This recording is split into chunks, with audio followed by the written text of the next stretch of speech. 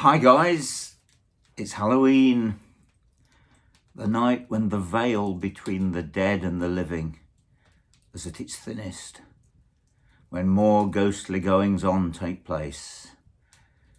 But I was asked, had I got any Halloween ghost stories? In other words, events that happened actually on the 31st of October.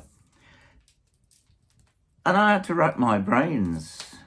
And the only one I can come up with is the event that happened to me at 11:20 on the 31st of October, 2 years ago, Halloween. We'd done various ghost events, ghost walks, and I invited people to come back to Derby Jail at 11 o'clock on the 31st. The bar would be open, free, and I'm going to do ghost stories for Halloween, which started off absolutely great. I was telling various stories, and all I was doing was telling stories, that's all. And I'd told a story about the guy that had seen my dead father, sitting in the passenger seat of my car, which I will tell you another time. And then a gentleman called Peter Sugden was telling a story about his auntie and a bell that used to ring. And as he's telling this story, I'd got a glass of whiskey in my hand and I was sat at one of the wooden tables in Derby Jail. And the whiskey glass started to slide across the table. Unbeknown to me, unbeknown to all the folks that were sitting there listening to Peter Sugden's story. And it continued to glide across the table and launched itself and threw it off the table onto the floor, smashing the glass. Much to the shock and horror of everybody, including me, who didn't know anything about it until it threw itself off the floor. And it was, oh my God, oh Jesus, did you see that? And I pointed over to Gina Sugden, Peter's wife, who was filming it, luckily, shouted, "Did you get that?" She said, I don't know. Luckily, I'd also got CCTV camera in the room. And the first thing I did, which is what I always do, is tick the normal boxes. So the first thing to check was the table wet? Because I'm sure you've all, in the past, put a pint of beer on the bar, and if there's water or beer spilt on it, the glass will slide across the bar. There's no doubt about it. The table is dry completely. Another lady got up, put her hand on the table just to check. Yep, you're telling the truth. It's absolutely dry.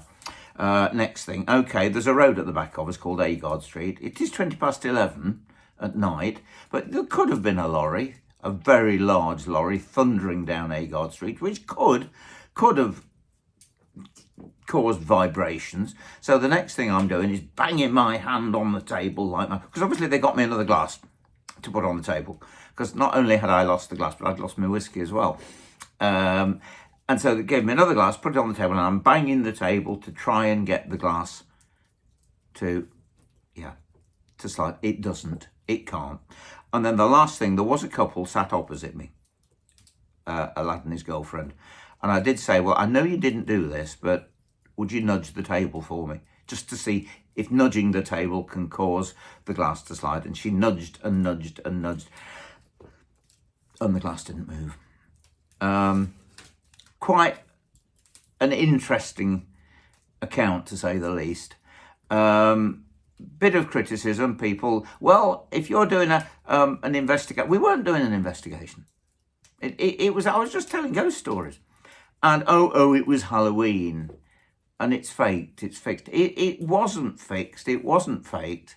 It was real. It was absolute. To me, it's the second best thing that's happened to me in Derby Jail in the 23 years that I've been running it. Obviously, the other one, which is on YouTube already, as you know, when I saw a ghost in Derby Jail at 3:20 in the afternoon.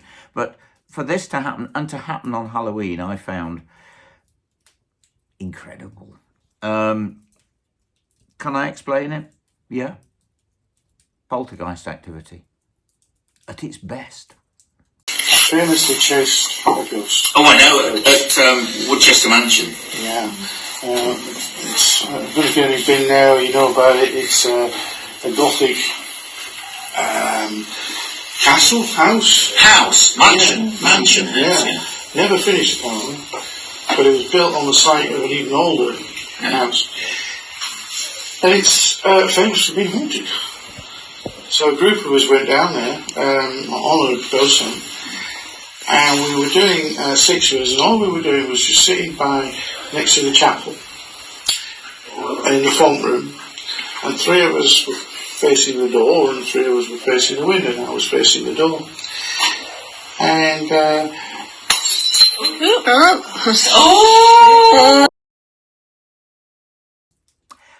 right. How's about a very modern ghost story to do with a shopping centre in Derby? In the late 1970s, they demolished the whole of Derby's East End, a complete tight-packed community of people. Streets like Bloom Street, Eagle Street, Devonshire Street, Albion Street, all wiped away. People that had lived there, families that had existed, had lived and loved and died in those houses. And I've always been a believer that certain ghosts stay behind because they liked the place, because it was their home, their community. They brought their families up there, and it was their house, it was their place, and they stay behind. And all of a sudden, in came the diggers and the bulldozers and completely demolished the whole place. Now, guys, the number of demolition men, builders, decorators, plumbers, electricians, plasterers that see ghosts when they're disturbing a house, never mind completely obliterating it and getting rid of it.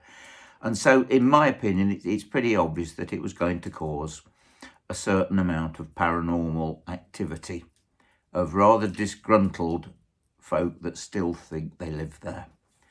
And so the Eagle Centre was built, and before it was even finished, the number of reports that had come in of builders' tools going missing and turning up in silly places, the number of accounts of builders or demolition men that actually walked off-site because of the ghostly goings-on in the buildings as they were being demolished, and also in the new shopping centre that was being built.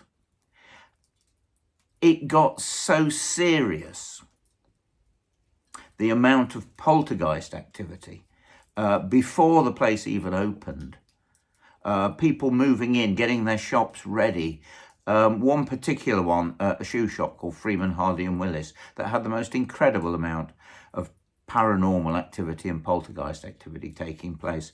A furrier's shop that, again, one of the members of staff refused to stay in the shop while they were setting it up on her own.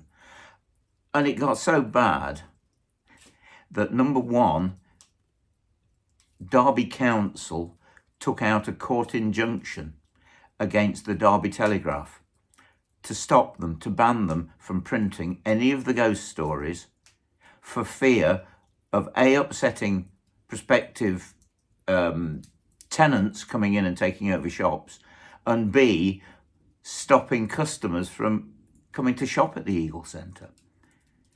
It continued on, and even when the shopping centre was open, the amount of paranormal activity was so great that they decided in the end to do some exorcisms. And the Bishop of Derby actually came along and attended various exorcisms in some of the basements of the shops.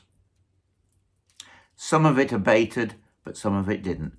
But as the shops were then starting to open, for fear of members of staff not wanting to take a job there, Derby Council issued a pamphlet, a leaflet, to help people. And I just happen to have, in the copy of my book that I did in 1995, accounts, of course, that took place.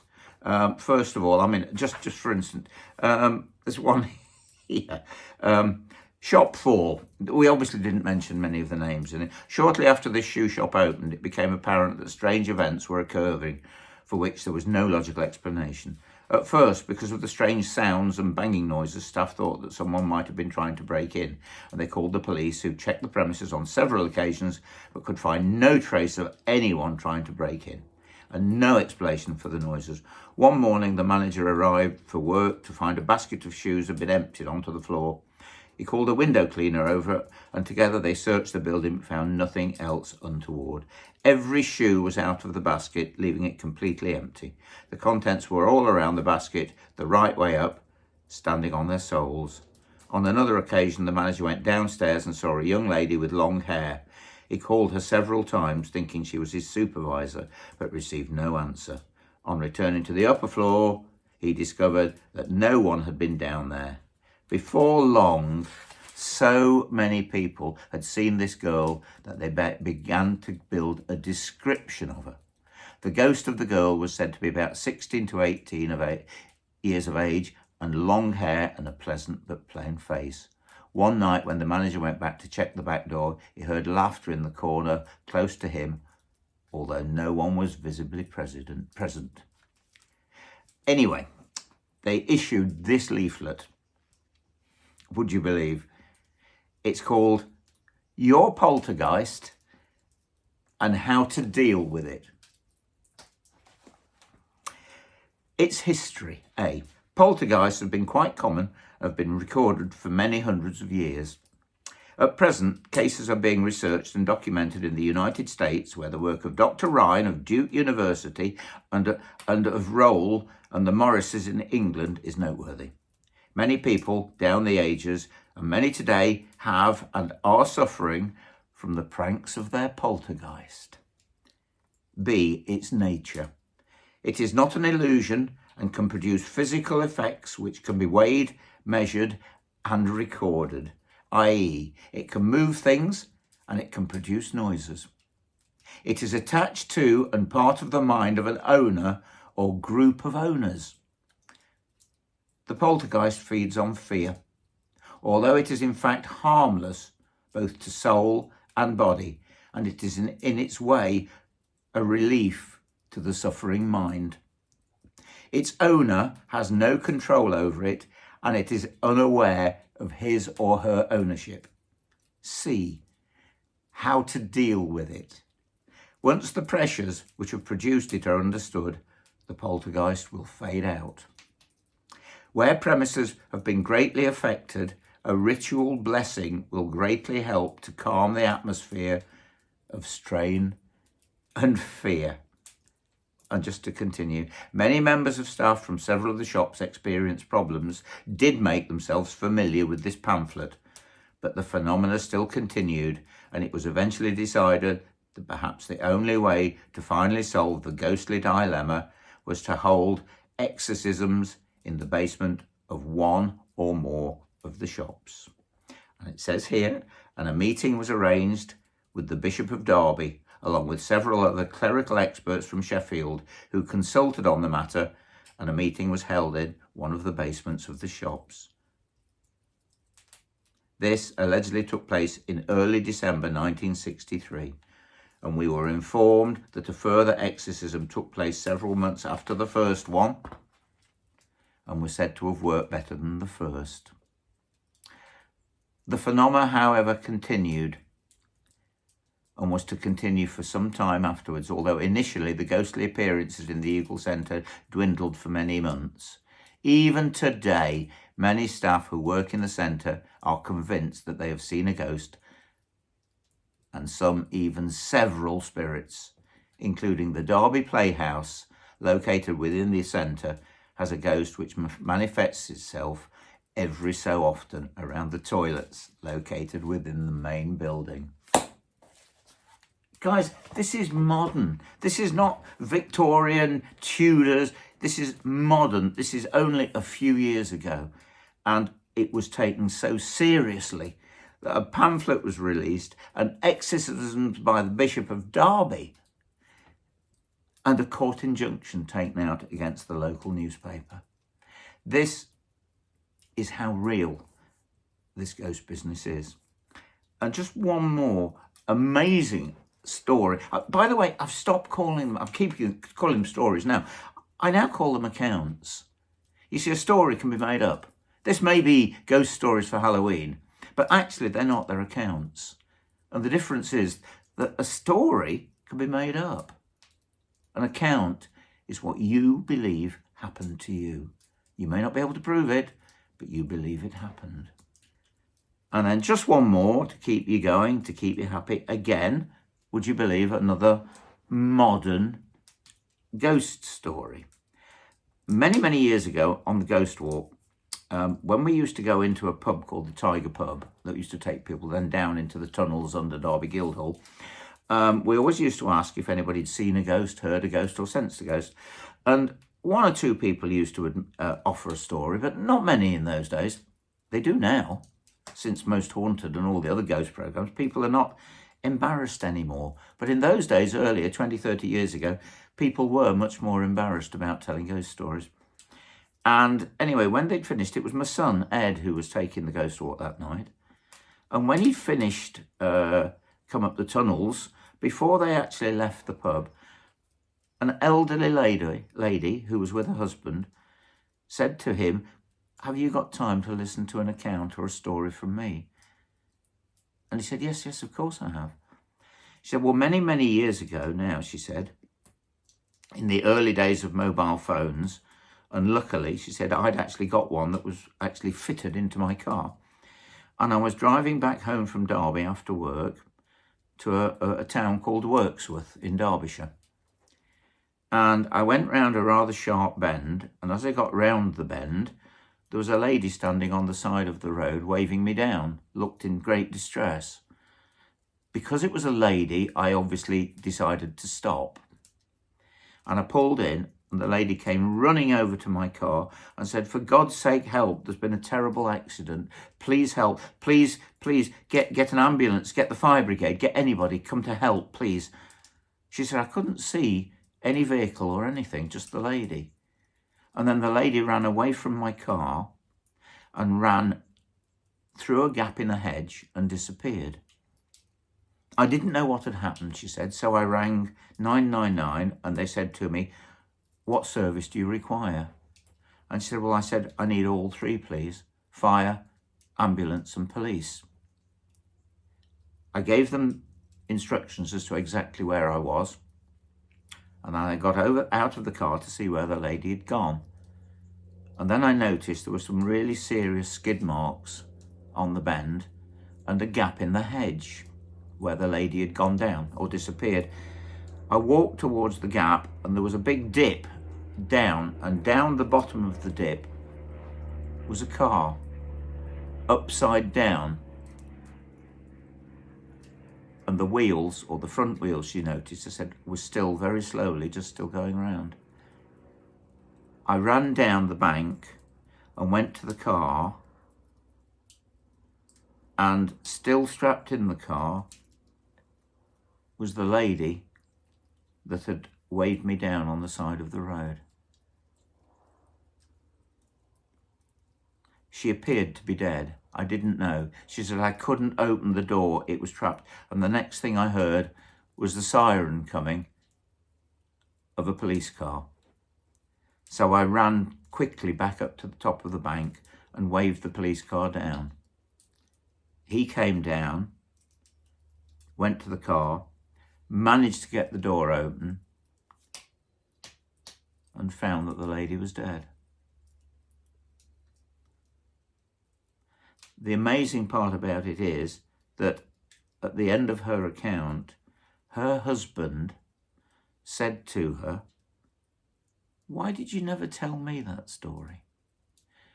I remember you telling me about the accident and that you got in touch with the police, but you never told me that you saw the ghost of the lady that waved you down."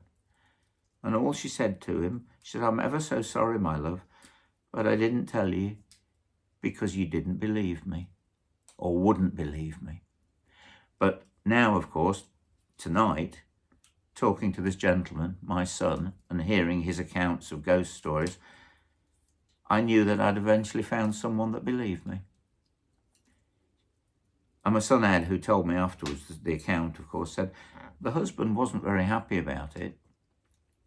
In fact, I remember noticing that for the rest of the night, he never spoke to her. So she probably got quite a bit of stick when she got home. But, wow. These are modern accounts, guys, of ghosts that are still around to this day for whatever reason. Oh, and the lady did also say, by the way, if you don't believe me, she said you could look up the newspapers because the accident did make the Derby Telegraph. So I don't know.